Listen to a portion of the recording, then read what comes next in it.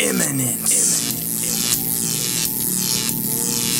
Go throw them knees up in the air.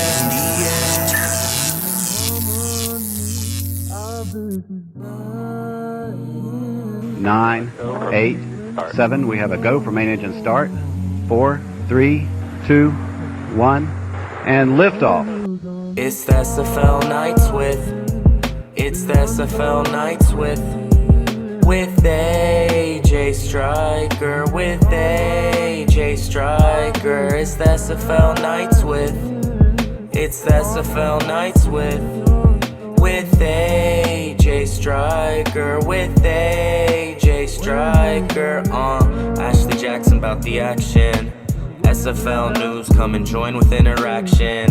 Whatever happens, happens. Yeah, you will leave with satisfaction. Yeah, tell your team and tell your captain. Come and tune in, new episodes weekly. You can tune in from your room in afternoons, and when the moon hits, it's unique.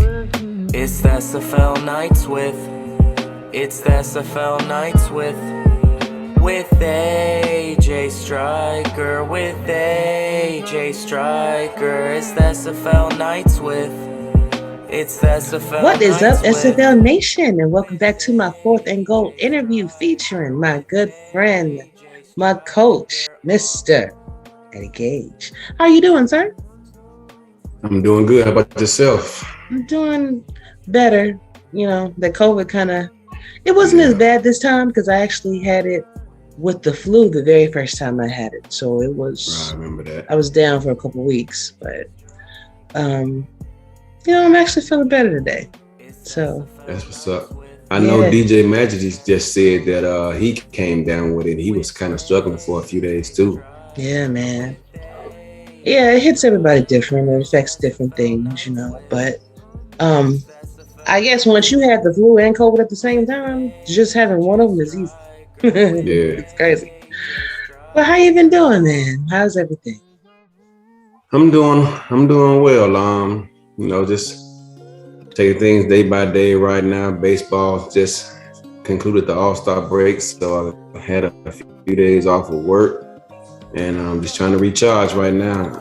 It's almost like you need a vacation from your vacation, coming back from Vegas from that convention. So, man, I'm telling you, it was a ball. That was my first time ever being out there in Vegas like that, and I mean, it was just a lot to digest, especially being out there. It just seems like you're not out there long enough. And then I was telling, I don't remember exactly who, but it's like I spent a little bit of time with everybody, and it wasn't enough. You know, like it was over 100 people there, and I'm like, I may have spent maybe a few minutes with everybody, and I was just like, man, I just wish it was a little bit longer, but it was an amazing time though. But I was just saying on this channel the other day how we all wait, and once we give them that date for the convention, those who participate, you know, they get those vacation requests in, and it seems like forever for the convention to get there, get here. But then once it gets here, the days fly by, and before you know it, everyone's departing, saying their goodbyes, and we're going back home. Yeah, right, man, right. And I don't know if you checked out my video, but I tried to kind of capture the video before this one. I tried to kind of capture all of those moments being on the flight and all of that, so people can get kind of like a nice overview of it, you know. And if you haven't been, you need to go. But I saw you over there eating that first class food. Hey, man, you know, it was quite delicious as well. You know, I saw,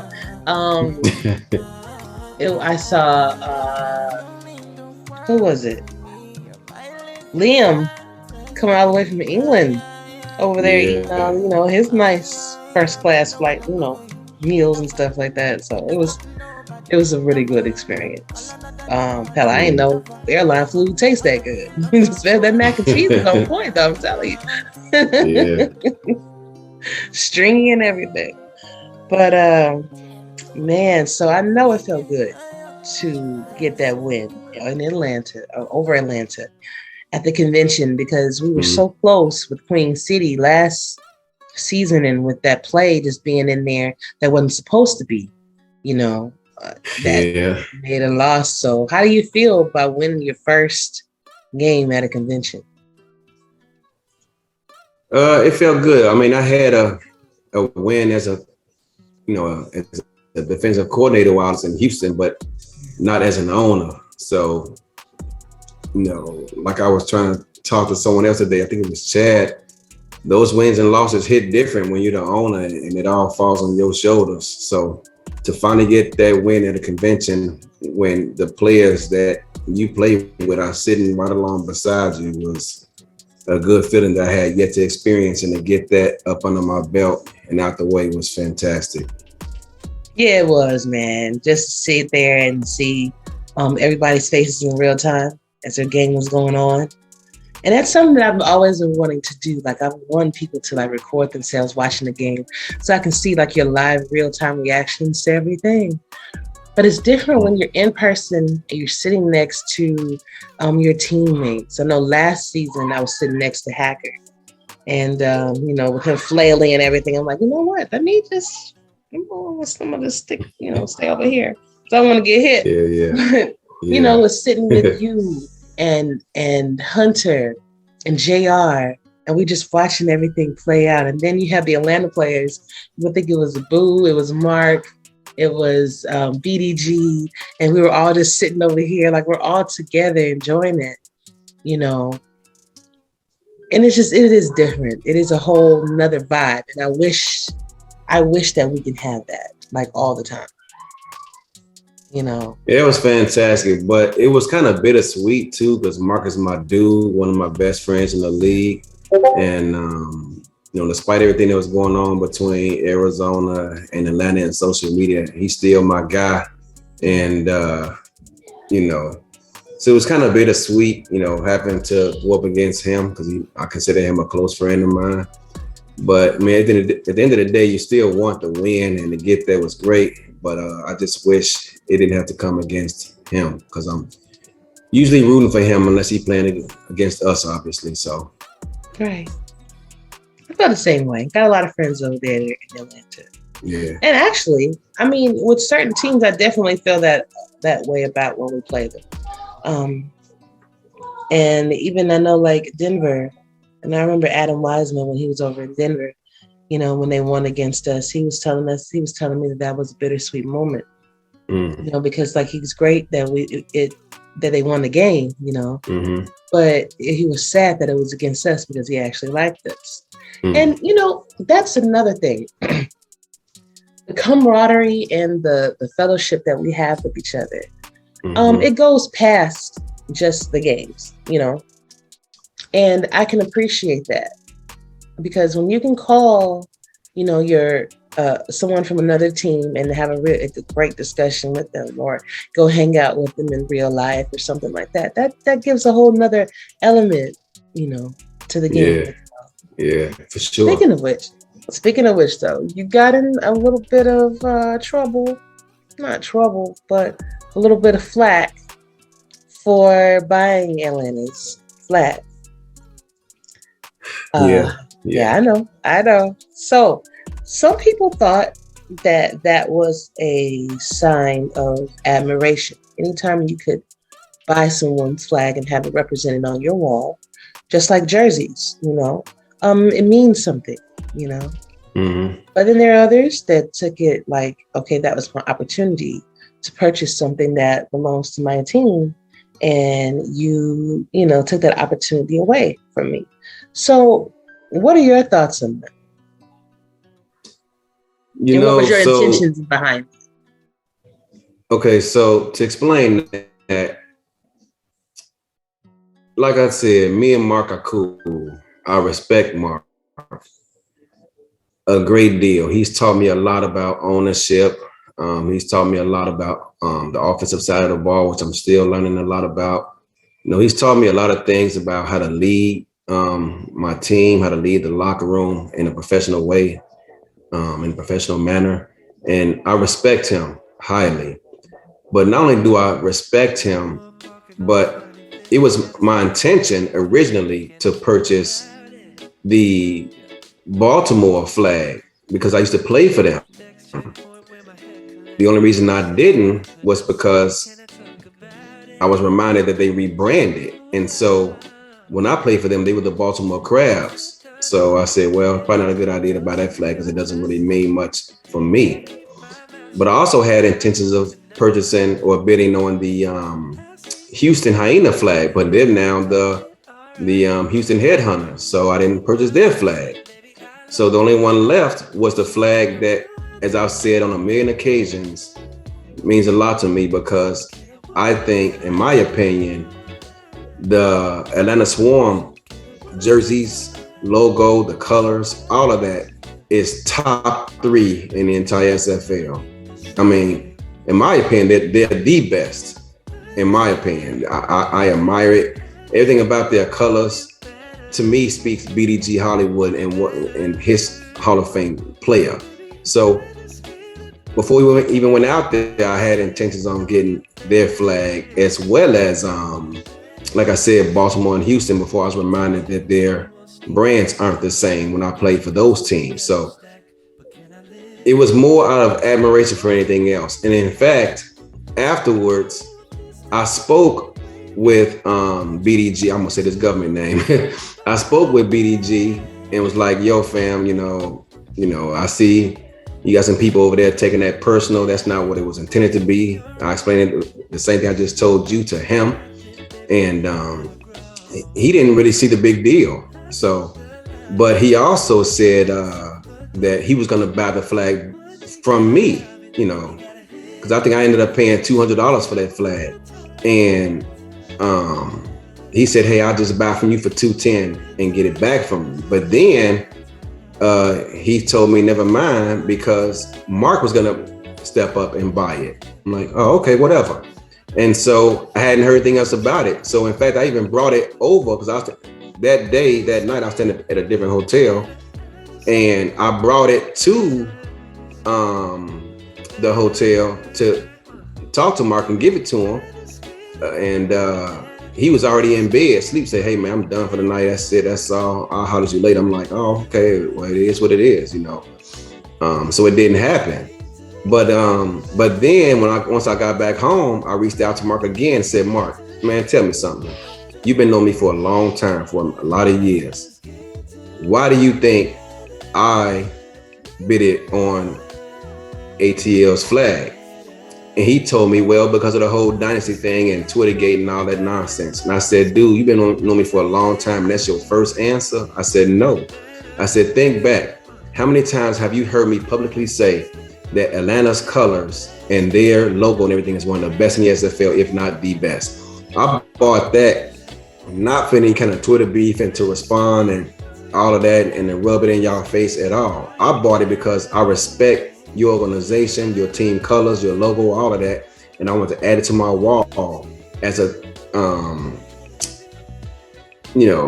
out of respect, And he goes, "Oh, okay, well, I see what you mean," and blah blah blah. And I said, "But I want to, give it back to y'all. Just, how the powers that be reach out to me." He said, "Okay." I talked to Dynasty, and I said, "Dude, I tried to talk to Dynasty." I said, "Matter of fact, I heard his wife and one of his kids caught COVID. I tried to send him a DM and found out he blocked me." I'm like, "Dude, Mark, is it really that serious, bro? He gonna block me on Discord over that? Are we serious?" He says, "Man, I'll reach out to Dynasty, talk to him, have him reach out to you, and y'all can settle whatever it is y'all need to settle." That was like 3-4 days ago. I haven't heard anything since, so I'm just gonna keep it moving. Yeah, because when I talked to Boo, excuse me, when I talked to Boo about it, this was, I think, that night, something like that. He was telling me that he thought it was admirable for you to buy it. Right. I thought it was admirable too. I mean, like, hell, I ain't got an extra $200 to be dropping on somebody else's stuff, So you really have to have some sort of a, some sort of a connection with that team. And I didn't think that Bryant would block you for that, but I think that there are times when we take things a little bit too seriously. And I think that with the understanding of why people make the decisions that they make, then maybe it could change your thought process. Because perhaps he was just thinking that you were just trying to take something from him, or you were just trying to outbid him, or just try to show him up in the bidding situation. But since you were so gracious enough to share and explain why, hopefully with him seeing this, if he does see this, maybe some, Josh or Mark could clip this little part of it and show him, then maybe it'll change. But hopefully it things will get better, because Atlanta is kind of like our sister team, in my opinion. So yeah, that's crazy. But thank you for clarifying that. So go ahead. No, I was just saying that I agree with everything you just said right there. I mean, I don't know. I mean, even in Discord the other day, I was getting pinged by like different people, and I'm never in Gen Chat these days like I used to, because I'm just so busy doing what I'm doing right now, running the sim. And so I'm not really in that too much, except to say good morning every now and then, but that's about it. But my name kept getting pinged, like, what the heck going on? I go in there, and people like changing their name to Scorpion King. So it took me a minute to figure out what was going on. And I saw a name in there was Kanye Rockefeller. He said, I love Scorpion King. And for a minute before I knew what was going on, I responded and said lies, because dude, I know you ain't feeling me like that, but it's all good. And then someone told me, yo, that's not really him, right? And that's when it dawned on me what was going on.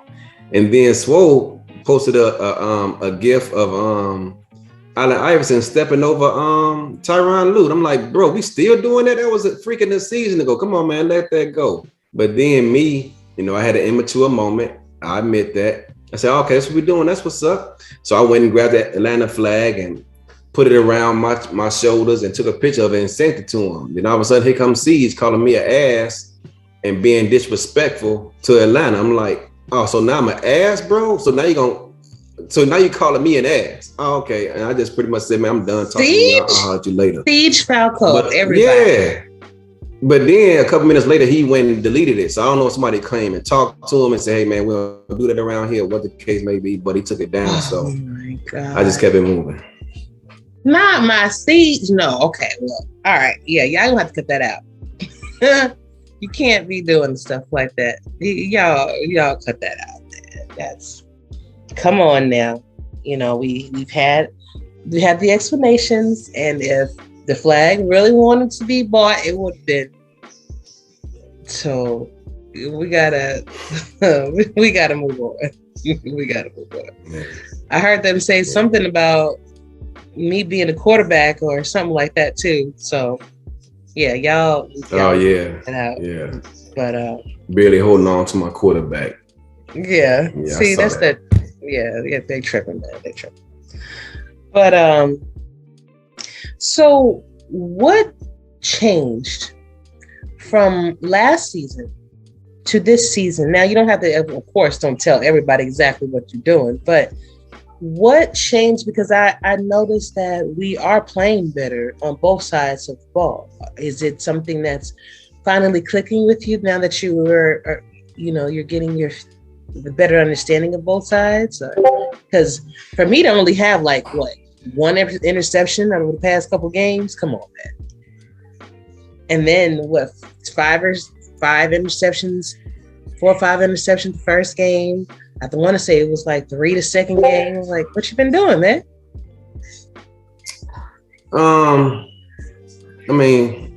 So first of all, week 1 is week 1. I never take too much solace into what happens in week 1. I mean, it's a crapshoot. No one knows anything. I mean, you can look at film, which I did, but you just, at the end of the day, we don't know what each other's gonna do. So I try to be aggressive.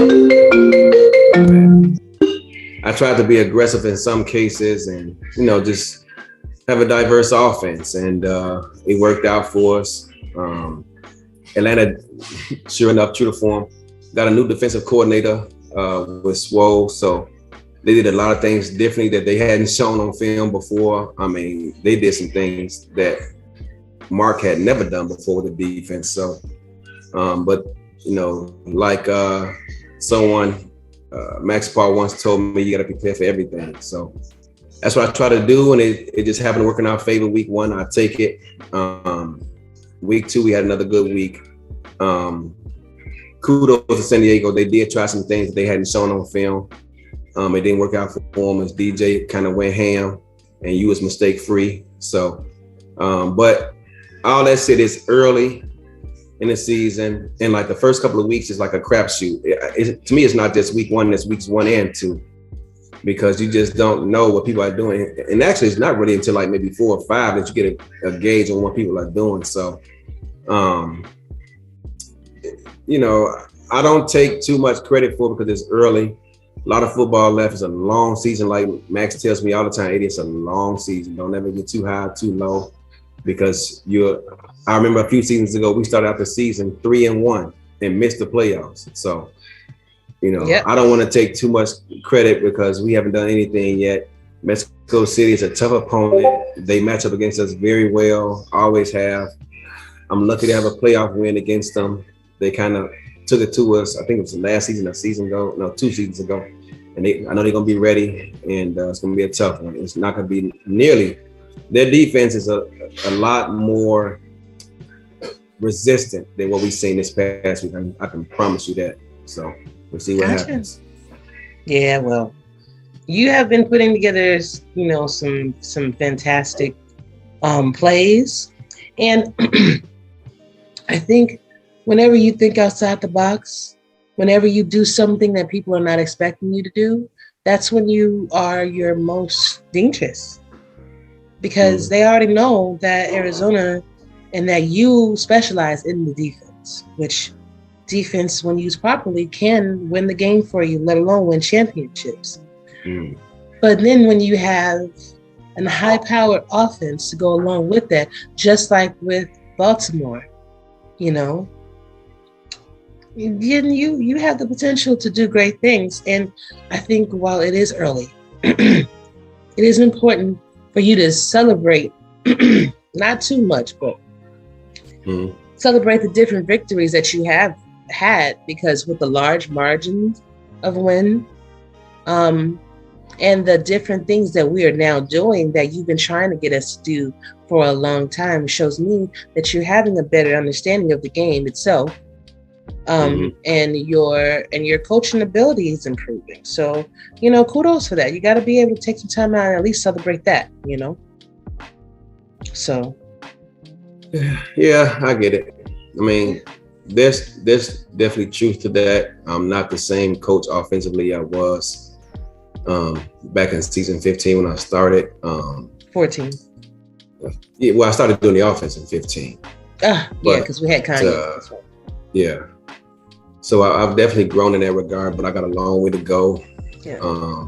Still getting used to some things, and it's a work in progress because everyone is always getting better, including the guys who are already at that level I'm trying to get. They're constantly evolving too. So it's a work in progress.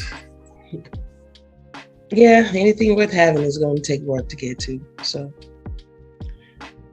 what are your thoughts? What are your thoughts on like all the new TV deals, the ESTV, Next Level, all of the new things that we have introduced since the last time you was on the show, which has been many moons too.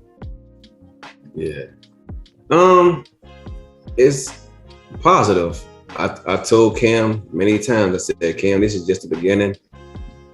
We have not reached our plateau yet. I don't know what that plateau is, but the league is growing.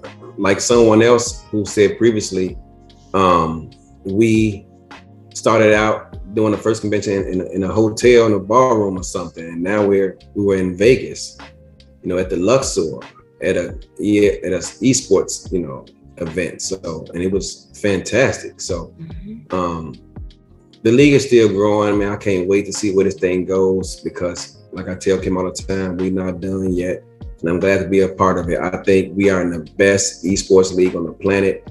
and I'm one of the luckiest dudes in the world because I happen to be an owner of one of 28 teams in the best esports league in the world. So I'm blessed. Indeed. So what are your plans for the future? Do you see yourself continuing to be the owner for many, many moons to come?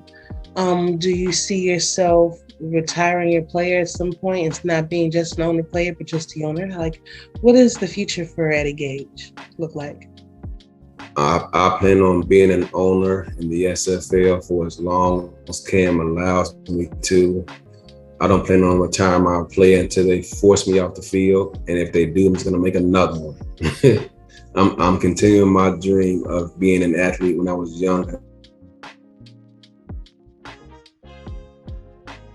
It's time to hang them up. So until they force me off the field, I plan on continuing to live my dream of being an NFL athlete. My best job in the world, if I had one, would be a strong safety for the Chicago Bears. But since I can't, I'm going to be a strong safety for the Arizona Scorpions until Cam forces me off the field. And the same holds true with being an owner. So why did you choose why did you choose me to be your co-owner? I'm sorry? Why did you choose me to be your co-owner? It was time. I mean, everyone knows my slogan, one owner, one face, one name. And I've always lived by that since I got the team. But you've been here since day one. If it wasn't for you, probably 75% of our team wouldn't be here. I've had players that has told me to my face, if Ashley ever goes, we go. So, that speaks volumes. The community loves you, which is apparent with you winning 6 times the Community Ambassador of the Year award or the season award. It's only a matter of time, and it better be at the next convention that you're nominated into the SFL Hall of Fame. It's a travesty, Cam, and whoever else listening, that you weren't in already, but I take my responsibility in that because I didn't do my due diligence to get you in there. That's on me. But you'll be in that next one, I guarantee it. And I got to keep talent like that around. You've expressed your desire to be an owner. I've always told you, Ashley, if that's something you want, I will fully endorse you wherever you decide to go. Should they seek my opinion, I will help you, give you whatever tools you needed. But I don't plan on sharing this. But the more I thought about it, the more it became. The more I thought about it, the more you brought it up, the more other teams were seeking your services. And first of all, let me get this out there. It's not because teams were prying you away from me. Did they play a part in it? Yeah, a small part, because it made me open up my eyes. But it's also the fact that, you, like I said, you've been my day one. We've had, everyone sees Ash as this nice, lovey-dovey female who loves the whole league and is willing to give everyone a second and third chance and all nice and cuddly and all that. But they don't know behind the scenes, me and you have our knockdown, drag out fights. And this came down to times in which I want to say, Ashley, you know what? Enough is enough. God bless you. I got to let you go. Good luck moving forward. And I'm sure there's also been times in which you've said it, you know what? You getting on my damn nerves. I don't even know why I'm here. This is bullshit. Gage is on my damn nerves. I'm out of here. I'm going to go somewhere where someone treats me with some respect. But at the end of the day, I don't want a yes person around who's just going to agree to everything I say. I want someone that's going to challenge me and get me to see different viewpoints as well. So I don't, I'm glad to have you, although we do argue. Not as much as we used to, but we still do argue from time to time. But I mean, I'm kind of beating around the bush, but it was, in a nutshell, it was time. You deserve it as much as anyone who's ever been brought on as a co-owner after the fact. I'm glad to have you. I'm glad to share this thing with you. And it's been a long time coming. I had to open up my eyes and realize your talents, your potential, your worth to this team. You're more than just a general manager. You're like my right hand woman, and it was just time to do it. So here we are. Love everything you do for us. All that, man. I mean, you're like the backbone of this team. Sometimes, it's like I tell the locker room all the time. I'm the owner, but this is our team, and it was time that I recognized that you are a big part of that. You're a focal point of this team. You're a focal point around the league, and it was time to give you and show you how much that meant to me by giving you a part of this team in terms of ownership. So glad to have you, Ashley, from me to you. And I look forward to working with you as a co-owner. I do. Yeah, I appreciate it, man. Like, I did. You about to start crying? No, I already had that. No, I already had that moment. Shut up. Right. No, but seriously, man. I've always wanted to be an owner, and I remember you telling me that if I ever did want to start my own team, that you'd always support me. And it would have been the Tokyo Samurais. I already had all my stuff picked out. We had the red and the black, but I preferred to be the co-owner with you. I mean, because being a sole owner of a team is okay. It's awesome, but if you don't know what you're doing, you can set yourself up for failure. Not to mention just yourself, but the other people that's trusting you to own that team and know what you're doing. So it only made sense for me to accept the offer that you gave me with the Scorpions because I love my Scorpions. I do a lot of things for us, and it's not because I am just trying to keep busy or anything like that. I got a lot of stuff in my life that keeps me busy enough, but I do care about every individual in that locker room. I do my wellness checks and make sure everybody's okay. And I remember seeing you out there in general chat when I first got here wanting a team. I'm like, somebody please give this man a team so he could shut up and prove himself, like he wants to. And he did. It's time for expansion, I used to say all the time. Yes. And then I was like, well, if I ever got the chance, I probably would go over there and help him, just because you seem like you cool brother that had a good head on your shoulders, and all you wanted to do is be able to prove yourself, because you did have the tutelage from Baltimore. You had the tutelage from Houston and everything to kind of draw back on. So I knew that you get it together, it's going to be an unstoppable force. And so far, it seems like you're on that trajectory to do so. So of course, I'm going to support you. Of course, I'm going to support the Arizona Scorpions. And honestly, I couldn't see myself anywhere else. I mean, yes, there were other teams that definitely did offer, and it definitely looked attractive. But at the end of the day, I know where home is. So. Hey. All right. So before I get teary-eyed and stuff, let's just, how I embarrass and kind of stuff like that.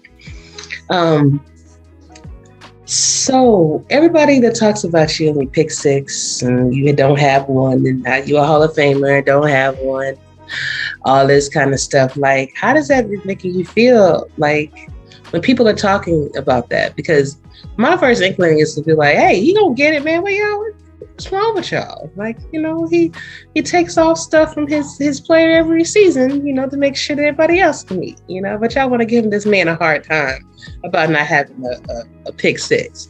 What do you got to say about that, man? Yeah. I mean, you're right, because I've had, like, even most recently at the convention, Bo pulled to the side, like, Bo Martin Jr., he was like, yo, why don't you just make sure your player get paid so it'll give you a better chance at that pick six? And it's like, don't get me wrong, man, I would love to have one. I think about it a lot. Mike Dags and, all those guys, particularly Dags, and Matt Wilson would bring it up. Even when we not playing, I remember they was calling a Baltimore game when they played Louisiana playoffs, and they said someone got a pick and they returned it to like the 1 yard line or something, and he says that guy almost got a pick six, one more than Eddie Gage. I'm like, come on, man. I mean, this is getting ridiculous, but you know, I take it all in stride. Do I want one? Yes. It's crazy because in Sims I get them a lot. You know, I shouldn't say a lot, but I get pick sixes, but come game day, for whatever reason, it just doesn't happen. I remember one time when I was in Baltimore, as a Baltimore Crab, I got a pick six, but it got called back on saying that my left pinky stepped out of bounds. I'm like, man, come on, bro. I mean, this is. Can I just get one, man? I don't know if my play is cursed in that regard or what, but one day I get it. It's just, does it bother me? I won't say it bothers me, but it does. I do think about it a lot because I would love it. And even like my own teammates, like EJ the Q, tell me, Eddie, you know, we'll take less, man, so you can get that pick six. Maybe next season I'll do it. I don't know, depending on how I'm feeling. But every season, like even when we brought in our free agent, Maurice Lloyd, I gave her an extra animation and took one off myself. So it is what it is. One day I get it. Hopefully, before they force me to retire. And you will. And like I said, you know, I think it's just about you getting used to different looks, you know, and maybe being able to capitalize off them a little bit more. Because I mean, I see you get the interceptions all day. It's just about, it's like they're like, oh no, you're not getting. We're not gonna let you get your pick six. But it is crazy how you, like when we had Shot Allen on the team, he took your spot as strong safety. Yeah, and got a pick six.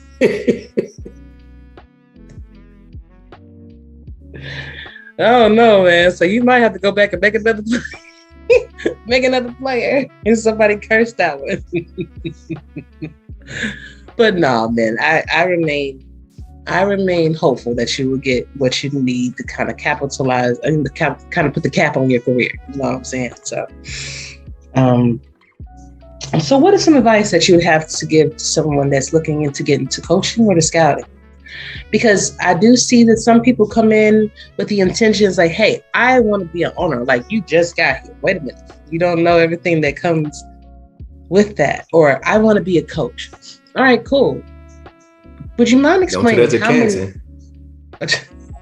Well, yeah, Canton is a whole different beast, though. If you watch my show, you've seen how they came in the league, what their intentions were.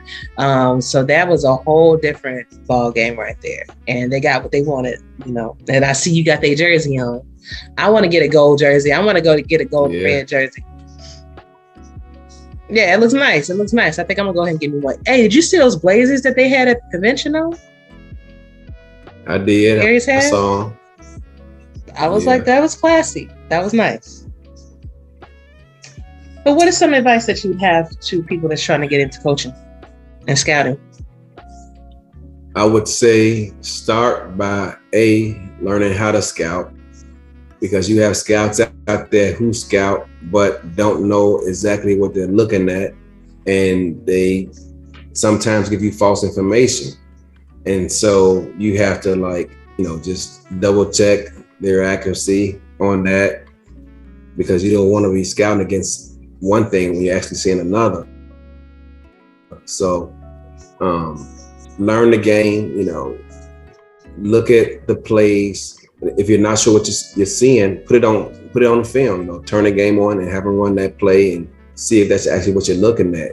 And because a lot of these plays, it could be the same thing, but they move the safeties around. So it makes it a bit more difficult to see. Or they might, sometimes, plays are harder to read when it's a run play in defense than it is when it's a passing play, obviously.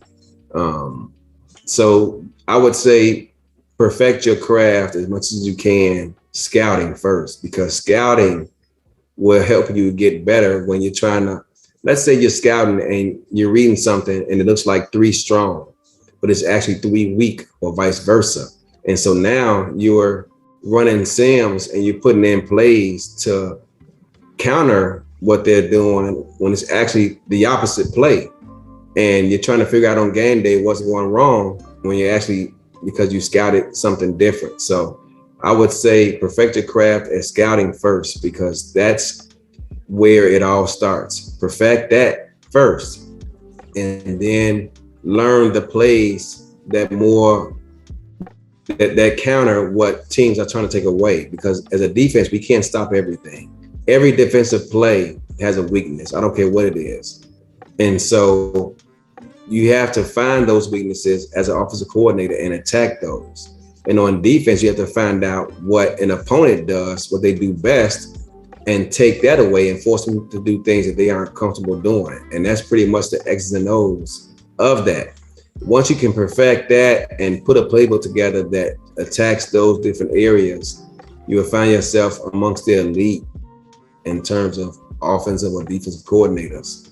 And, you know, just take your time, put in the work, show your GM, your owner, your coaches that you're willing to help out in that regard. And once you do that, you know, it's only a matter of time before you find yourself having an opportunity, because this job is not for everyone. Some get it and quit, you know, some seasons later or something like that, because like I said, it's not for everyone. It takes, to get better at this, it's going to take time away from your family, time away from other free time that you used to put in elsewhere. It's a sacrifice. And not everyone is willing to make those sacrifices to be amongst the elite. And so I would say, you know, if that's something that you are willing to do and able to do, then by all means go for it. But start with scouting, you know, help out as an assistant when you can, offer your advice about what you're seeing, about what you think you can take advantage of, or whether it be on offense or defense. And next thing you know, you get your opportunity. So as a new owner, what advice do you have for me? Stick by my side and say yes to everything I say, and you're just fine. Okay, you know damn well that shit. You got me messed up. Nah. I would say once they grant you access to that owner's channel, real talk, Ashley, I've already said this to you before, go in there, say hi to everyone. When people congratulate you, say yes, thank you, and you know, keep it moving. Don't stay in there too long, because a lot of nonsense gets said in there that I choose to ignore. Sometimes I let the best get ahead of me, and I get in there and say something that I'm going to regret later. But for the most part, just stay up out of there, offer your opinion on something, and keep it moving. Don't take anything too personal, because it tends to get tense up in there sometimes. But other than that, you know, have a good time and have fun with it. Oh man, y'all be tripping in that room? Man, you already know. It get crazy. I mean, I've heard stories. I don't know. I go in there, I say good game, whoever, so-and-so, and I keep it moving. Unless they're talking about player retirement or forced player retirement, you know, I kind of pretty much stay out of it. Every now and then I stick my nose in there and say something, but unless it's time to vote on something, I don't see the point. Oh, okay. I will take your advice, but you already know who I am. So if it's a situation to where, you know, there's something I don't agree with, I'm gonna say something. And I don't give a damn who knows. And I don't care what your opinion. I'm just gonna say what I have to say. And like you said, keep it moving. I don't have a problem with that. But at the same time, I feel like if all of us are owners, all of us are grown individuals, we should be able to express ourselves in a way that we all can be heard and we all should be respectful. So with me coming in there, that's going to be that's what I'm going to be on. So I will not hesitate to check anybody that does not, that feels that is not the way to be. They know me. I've talked to everybody in this league. I've talked to every owner, every GM probably. I've talked to everybody. So they know my personality. I don't think I'm having any issues in there at all. So it's going to be interesting to put on this new hat that I have. But let me ask you, being a coach, being an owner, and being a content creator, do you find that difficult sometimes in order to try to, you know, keep up with everything, or do you just add it to the schedule? plus stats, plus as a broadcaster. Yeah.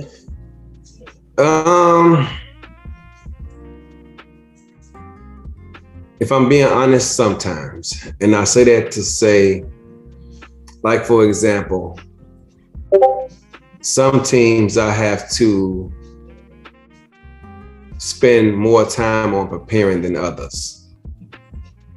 And so saying all that, I find myself, broadcasting is done on the weekend when I'm usually taking a break from, stemming anyway. So that's not really a big deal. It used to be as a broadcaster because we had to do our own research. But now we have our own research. We have a research sheet that does all of that work for us. So the only thing we have to do in preparation is find the key points on that research sheet and make sure we discuss them. Sometimes the flow of the game doesn't allow us to get to everything that we want to, but for the most part, all that work is done for us. So the broadcast part isn't a problem. As far as the podcast go, I don't really do as much leg work like, say, for example, Dave Access used to do. He used to have a ton of graphics and all that. I don't have time for that because I'm also coaching. So I just go in there, talk to the people, have fun, and keep it moving. So my prep time isn't nowhere near as much as he's had to endure. So I think if he was a coach, he wouldn't have that luxury. Me, I don't have that luxury. So, the prep time for my show isn't as bad. It's just I found a topic to address, reach out to some people, some reach out to me and say, hey, I want to be on the show and talk about this or that, or I'd like to come on your show and talk about this or that. So for the most part, the prep work isn't as bad. So the podcasting part, that's not really a big deal either.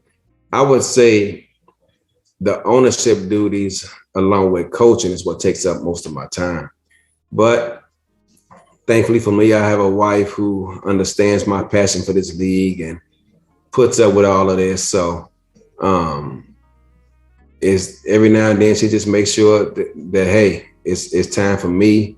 We need to get up and do something, or even if it's just watching some television or going out or whatever the case may be. As long as I give her time, she respects the work that I need to put in and doesn't give me too much of a problem. So I'm cool with it because it's something I like doing. So I embrace it. Good. I was also wondering about that. So for, the wives of the coaches and owners, and even like Alexis or Cam, it does take a special woman or a special man to be able to allow their spouse or their partner the time in order to do things like this, because it is time consuming. It is for a purpose.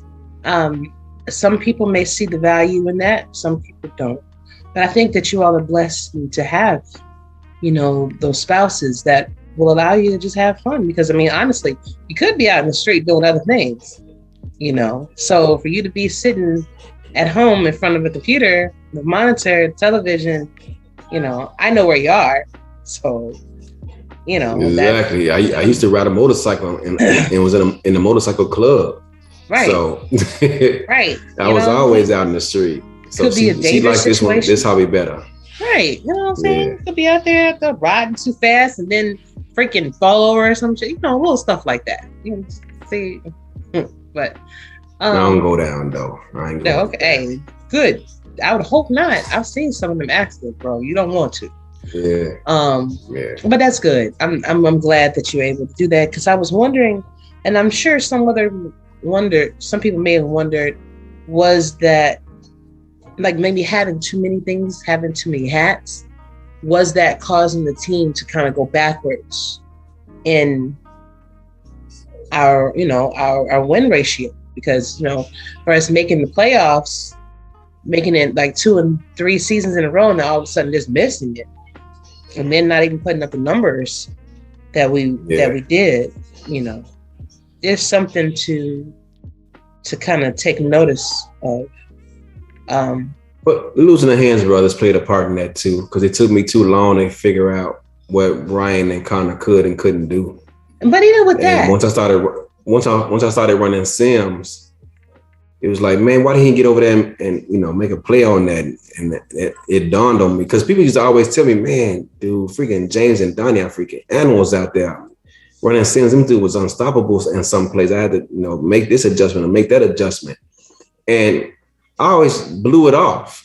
But then once I didn't have them and I started running those Sims and I noticed that they couldn't do it, I'm like, oh, okay, this is what they're talking about. So, you know, all last season, they didn't get a single animation. I just worked on their attributes and gave them some coach points this offseason to help in that regard. And they still not quite where I want them to be yet, but they're a lot better than they were last season. So I think some of that has shown on the field this season, because they've been making some fantastic contested catches so far. I mean, you threaded the needle a few times to those guys, but like I said, it's a long season and teams are going to make adjustments to what I'm doing.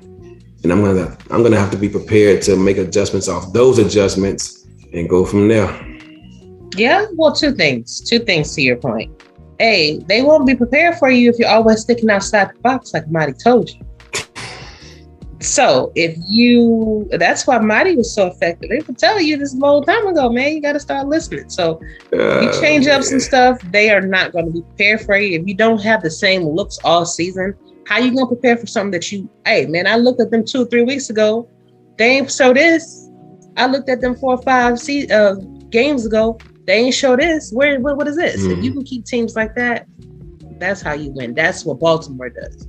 That's why they're so effective. That's why they got that rank 3 times. But they also have players who are maxed out in pretty much every important attribute. Well, even with Ryan and with Connor, I'm tired of people comparing my current wide receivers to the ones that abandoned us. So are they. Trust me. My thing is, was it Ryan or Connor who said they tired of them talking about the Haynes brothers? It was Connor. I forget which one it was. It was Connor. And they right. Yeah, I don't blame them. To me, I respect the Haynes brothers for the time they put in, and I know that they was one of the ones that was saying that, you know, they love being over there with me. They, you know, if I left, they would have left, but they left before me.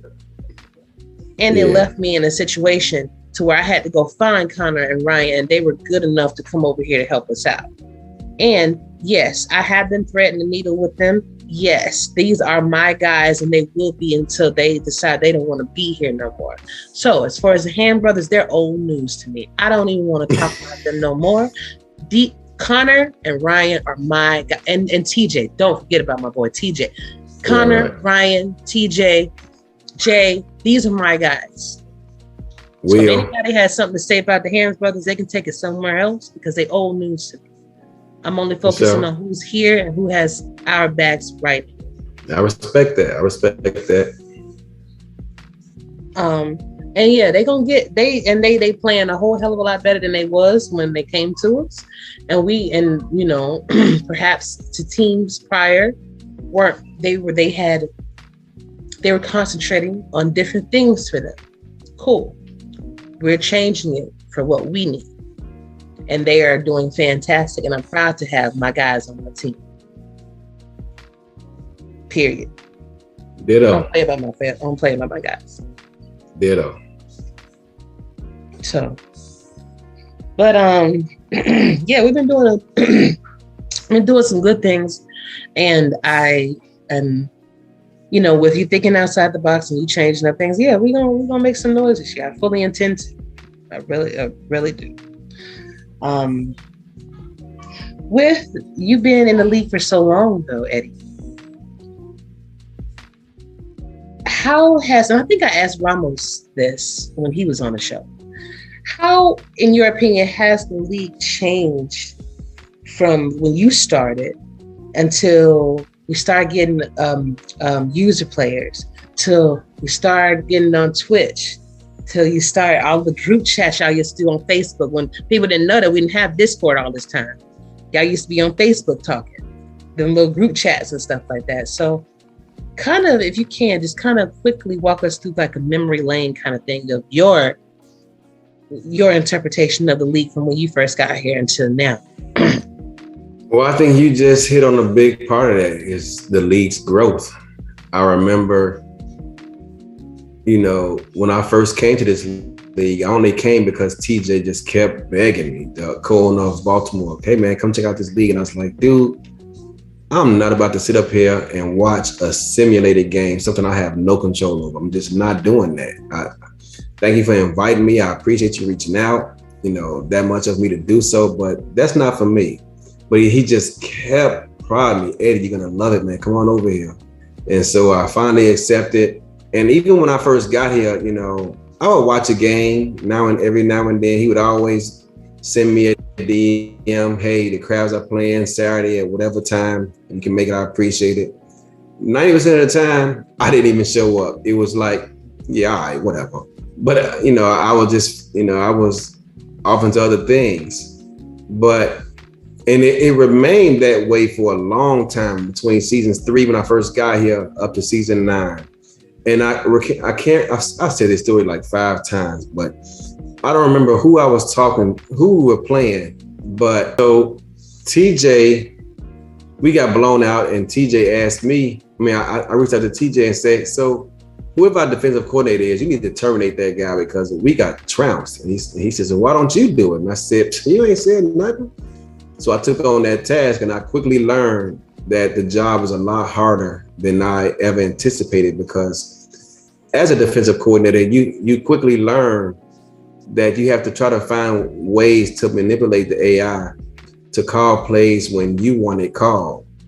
And because there are plays that work great against one thing, but are exposed versus another. And so you have to manipulate your playbook so that the best way you can to get it not to get exposed more often than not. So it was challenging, but once I took on that role as the defensive coordinator, man, this job, my whole outlook on the SFL changed like in a blink of an eye. And all of a sudden I had a passion for it that I never had before. And at that moment, things took off for me, and I fell in love with it like immediately. And I had more of a sense of urgency to, the games couldn't get here fast enough. The task of, running sims and all that stuff was, enjoyable for me. And, back then you'd be lucky to have 8, 12 people watching the game. I mean, we were on Facebook, we were on Slack, and now we're on Discord, and the league has grown so much. I mean, now back then you'd be lucky to have 8, 12 people watching. These days, there are a lot more watching the games. I mean, we've been on the front page of Twitch. We've been, like I said earlier, at the convention in Vegas, and it's just blown up. But I don't think we're done. And I can't wait to see what's next for this league, because the best is yet to come. We started out as a small group. No one knew who the heck we were. Now we have TV deals. We have sponsorships.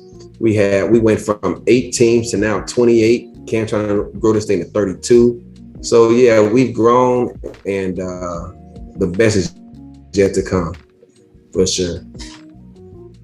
Fantastic, because when I entered in season 12, there was a different way of doing things. We didn't have the SFLm. Mm-hmm. You had to prove yourself with that one game that you had, and if you didn't, then hey, hopefully you get picked up. And then you had to talk and chat. That was the way you got your chat ranking, your ranking up. So it did change. It did change a lot. And so I think some of those aspects were cool. But I think some of those aspects, kind of like when you had the chat ranker, were good, because you did get a chance. Unfortunately, you did have the spammers that would just spam stuff to get their stuff up. But yeah, that was crazy. It was. I didn't like that. I didn't either. And I think that there is a way that you could probably taper that kind of thing off, that behavior off. But just to be able to have those, like, I have to talk to people, I think that was cool, because you got a chance to get to know everybody if you were doing it properly. And if you wanted to be one of the top selections and have one of the best builds, and you needed to talk. But in doing that, you got a chance to meet people. And I think that was the whole reason for it, to talk to and get to know people. And then when you find out that you may have lived in the same town as them, or you may have been in the same branch of service with them, or You may have even went to the same school or something like that. You know, you find out different things just by talking to people, which is one of the reasons that I stay. And I think that's one of the reasons why when people retire, they come back, even if they don't create a player. Like we just had KL Barnett just come back out of the blue. You know, KL Barrett, Barrett, excuse me, Barrett, and it's like that to where, you know, people will leave, and for whatever reason, you know, life, family, whatever the case may be. But I think the reason that they come back is for the community and for the camaraderie that we have with each other. Even for if you're just a teamster, like you just want to stick to your team, you have that option to where you just in your locker room and just chilling with them, or you can come out, general chat and chill with everybody. You know, I think that's the real reason why people stay and come back, because ultimately, like you said it before, we're watching the simulated game. What makes this so appealing? I mean, we could go to Twitch and watch people play games all day, but it is a different element to be able to hear your name called and be so heavily and have the ability to be so heavily involved in the league, being a broadcaster or a statistician or an owner or a coach, things like that. So it's just very, very dope being here. Quickly, tell me one of your favorite moments of coaching.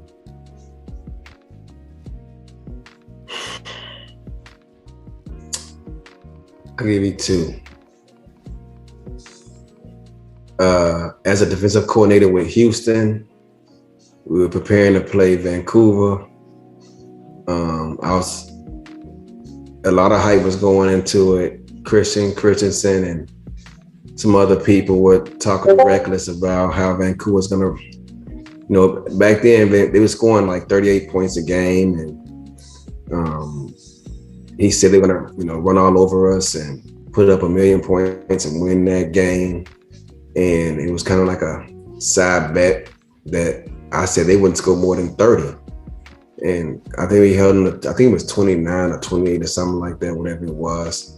And Everett Garrison got a pick 6 as time expired to secure the win, because it was neck and neck all game. That, along with my first ever win as a coach, was against Tulsa, season 14 in week 2. Also, I had my better moments were the playoff wins. The playoff wins are always special because you're advancing, because it's win or go home. And I believe it was season 16. We defeated Mexico City in the wild card round, and then lost a heartbreaker to freaking Denver. Yeah. And then season 17, we got to the conference finals. We had beat London in the wild card and Atlanta in the second round. Then we lost a heartbreaker to Florida 20-13.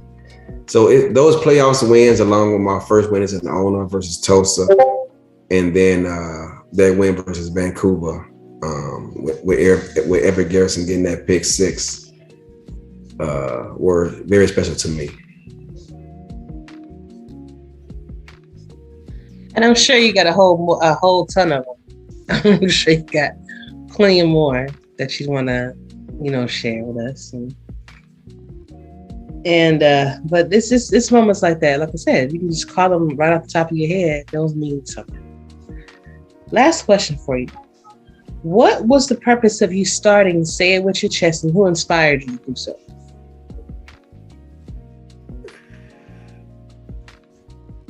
If I remember correctly, I'm in a group chat with a few people, Swole included, defensive tackle over there in Atlanta. And I don't know what the topic of conversation was, but someone said something. And I said, man, say it with your chest, man. Don't hold back. And at that moment, a light bulb went off. And I said, man, you know what? It'd be nice to have as a show in the SFL, Say It With Your Chest. And I said, I think I want to start something like that, because I almost started one a couple of seasons earlier with Shan and with Mark, but for different reasons, the show never took off. Never had a single episode with those two together. And I always said, you know, if I had a show, I'd probably run solo because I don't want to have to depend on anyone and have the show held back because one or two can't make it. And so when I said say with your chest, like I said, a light bulb just went off, and I said, man, that'd be pretty cool. And it just kind of went from there. I didn't know what the heck I was doing with OBS, how to set up anything. I'm not good with graphics or none of that stuff. So I had to enlist a lot of help. So shout out to Harish Prasad. If you're listening, bro, thank you. Shout out to Swole. Thank you, bro. Shout out to Cameron Curtis. Thank you, bro, for helping me get started. And from there, you know, they were helping me produce. They were helping with the graphics. They did everything in the background. All I had to do was get on the microphone and speak. And it kind of went from there. The first show took off, man. It was a lot better than I thought it would be. It went for a lot longer than I thought it would be. People kept asking questions. And the show is predicated on the viewers. They kind of set the tone for the show. And for me to get that kind of love and support, I think I had like 80 viewers that first night at one point. And so it just kind of rolled from there. And I love it, man.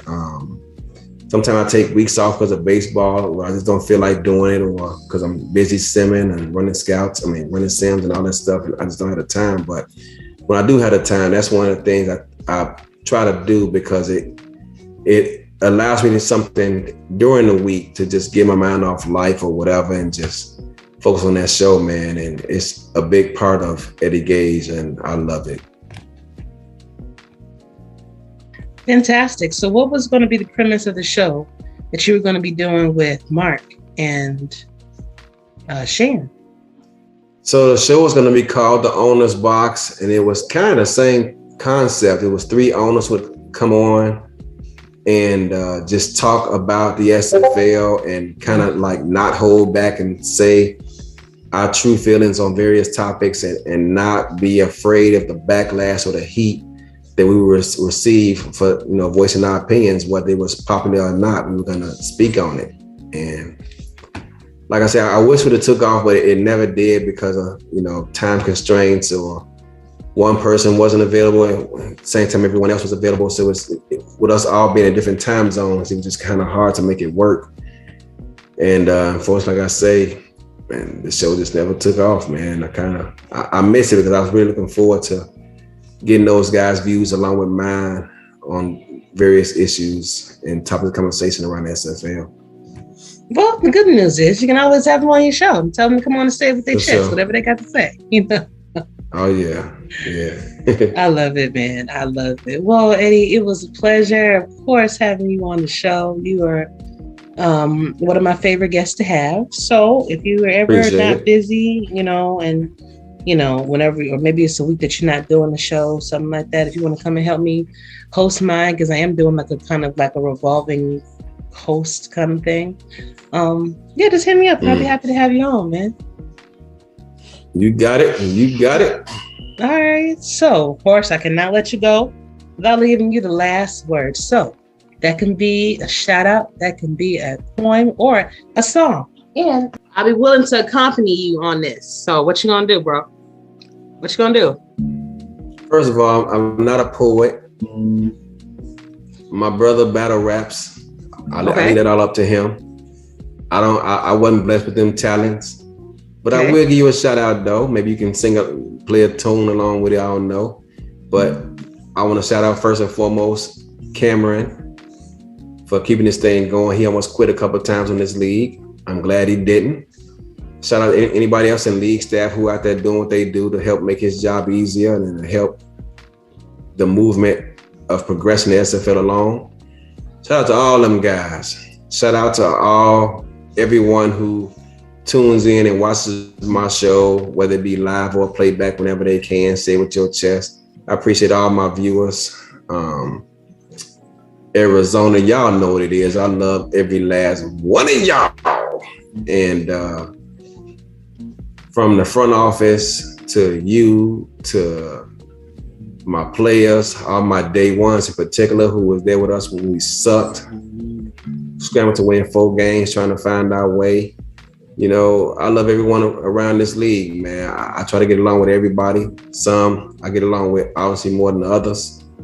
Shout out to all my guys who helped me with this ownership in terms of Damon, who brought me into CoOwner with Houston. I would never be here without him. I wouldn't be here without Mark showing me all the tools I needed to be successful, guided me along the way. Shout out to TJ for introducing me to this great league. Without him, I wouldn't even be here. So shout out to him, of course.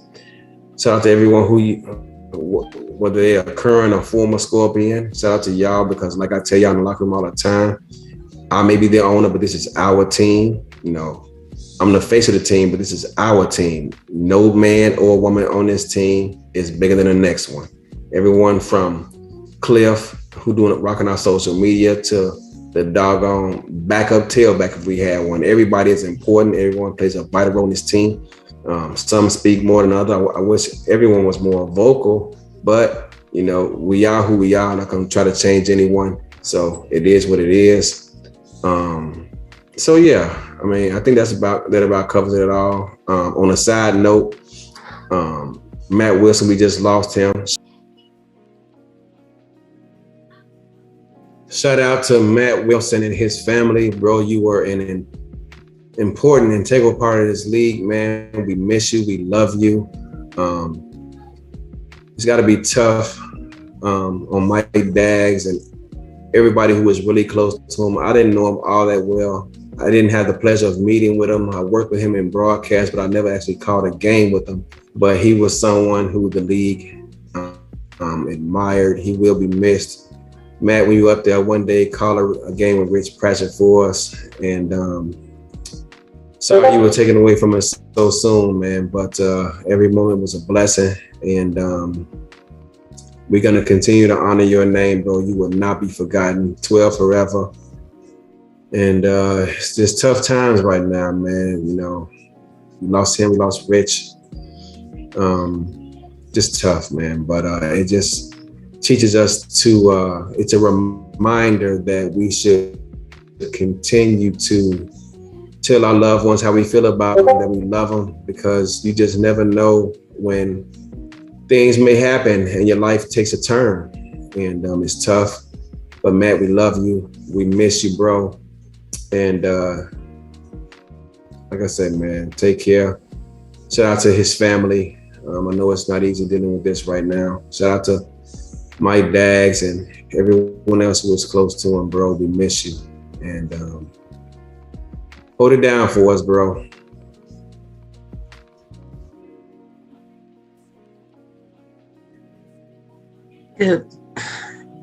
Yeah, can't say too much after that, man.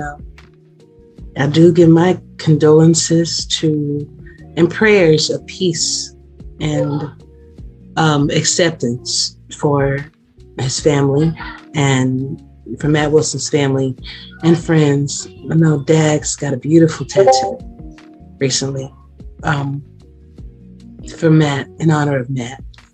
I'm going to see if I'm allowed to share that. You know, if not, then I'm sure, like, if you guys hit him up, he'll show you. But thought it was beautiful. I thought it also speaks volumes to just how deep and how much the league means to a lot of people and the people that are involved in it. So thanks again, Eddie, for being on the show, man. Please come back whenever you want to. Be happy to have you. Hopefully we'll get some more Scorpions on the show too. Maybe we can get them out of their comfort zone and actually have them come on either one of our shows, you know, kind of showcase, you know, all of them, because people always see us, you know. But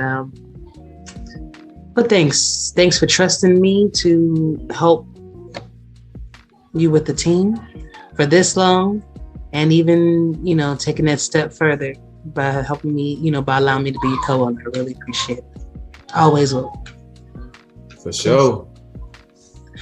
All right, and everybody, look forward to seeing y'all very soon. Y'all stay safe, treat each other well. And for now, Eddie and Striker out. Arizona, I love y'all. Let's go, man. All day, baby. All day.